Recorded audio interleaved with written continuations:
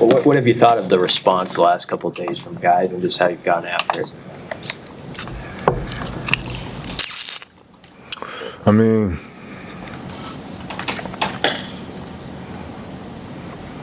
what are you supposed to do when you get punched in the mouth sometimes? Put your hands up next time. Learn from it. You know? I mean, the season ain't over. That wasn't the last game. We still got plenty more opportunities to prove who we are. You know, we just got to own up to the tape and take advantage of it. That's all. You guys were up 7 though in the second half. I mean, what kind of changed? I mean, how did that game flip in your eyes? Because it felt like you still obviously could have won the game. I mean, the tape says everything.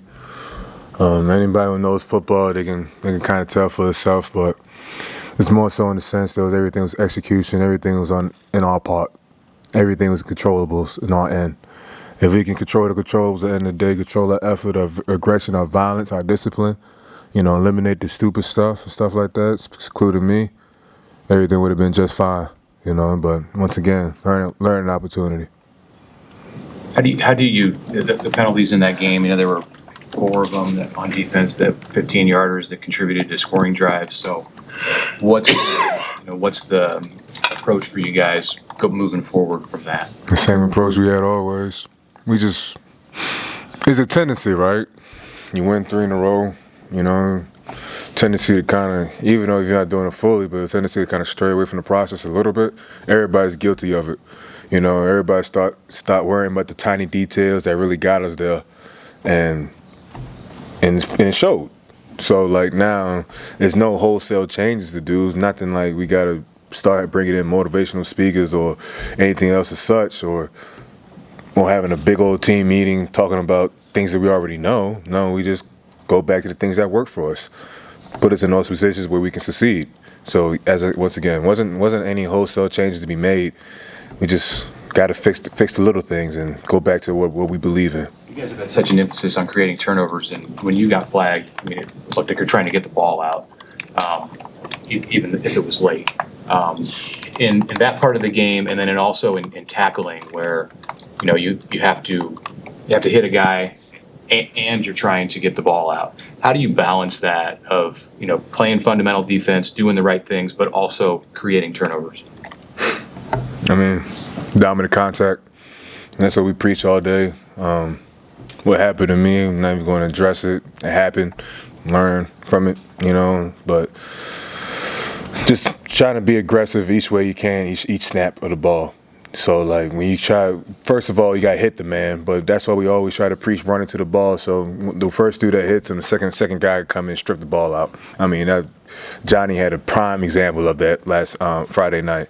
So he had a prime example. It was the second man in, and he ripped the ball out. So that's what we always try to do. But once again, not even going to address that. That just happened.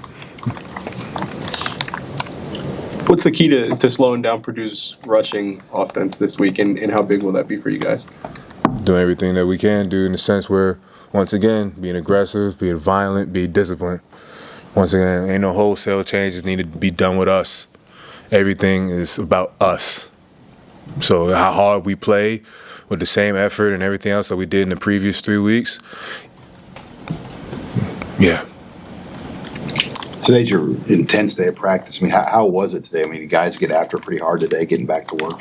Once again, how you supposed to respond? Get punched in the mouth. You know what I mean? If it was any different, then we frauds.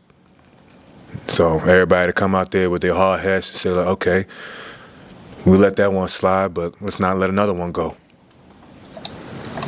Right jumped in there and played well.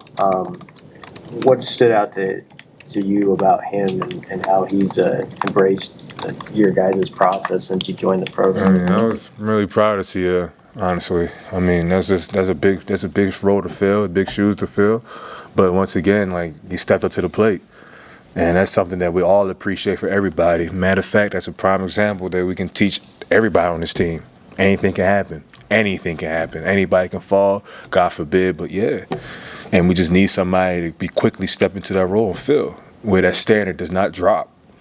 And so, like, I just really felt confident with him out there. After, like, the first 4 or 5 plays, just watching him ball, I'm like, all right, cool. We ain't missing nothing.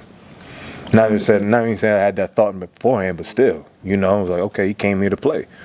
So, I mean, that's respected out all of us, from the freshmen to the seniors to everybody. Anything else for MJ?